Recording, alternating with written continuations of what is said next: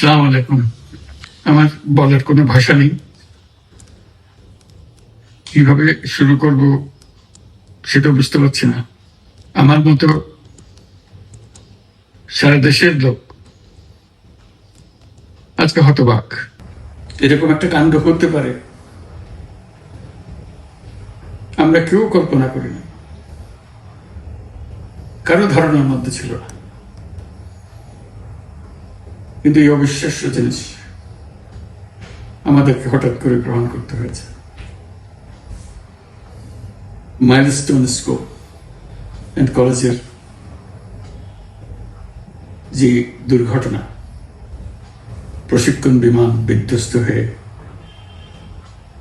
এই কচি শিশুদের উপরে ঝাঁপিয়ে পড়ল, আগুনে পুড়ে মরল। মা বাপদের আমরা কি জবাব দেব? কি বলবো তাদেরকে? আমরা নিজেদেরকে তো জবাব দিতে পারছি না। অজানা শিশুদের মুখ সবার চোখে ভেসে উঠছে। সারা জাতি হতভম্ব বা ক্রুদ্ধ। শোকাহত বললে খুব কম বলা হবে। এই দুর্ঘটনার রেশ এখনো কাটেনি, এখনো লাশ আসছে হাসপাতালে, এখনো হাসপাতালে মারা যাচ্ছে।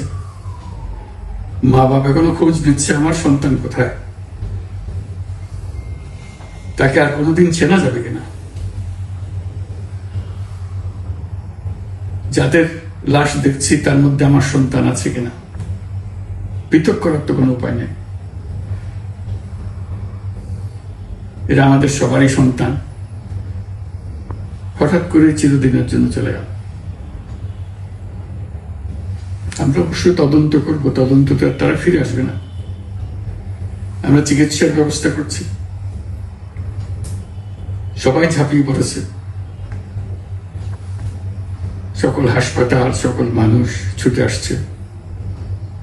আমরা সবার কাছে অনুরোধ করছি, হাসপাতালে বের করবেন না, কারণ যারা আহত তাদের জন্য এটা ভালো না।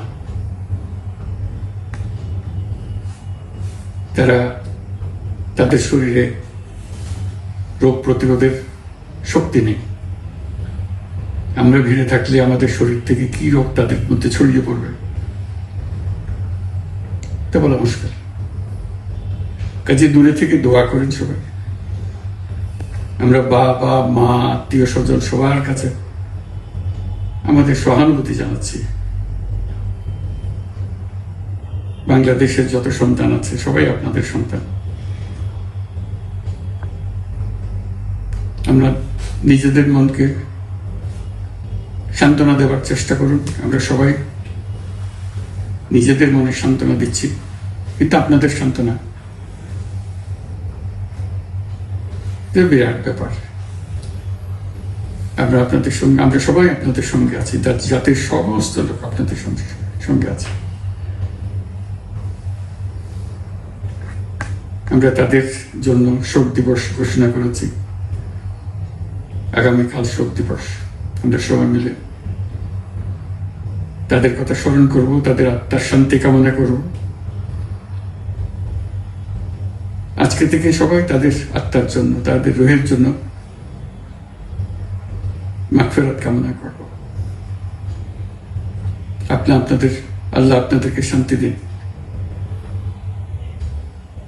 আমাদের জাতির সবাইকে, যারা এই দুর্ঘটনায় বিধ্বস্ত,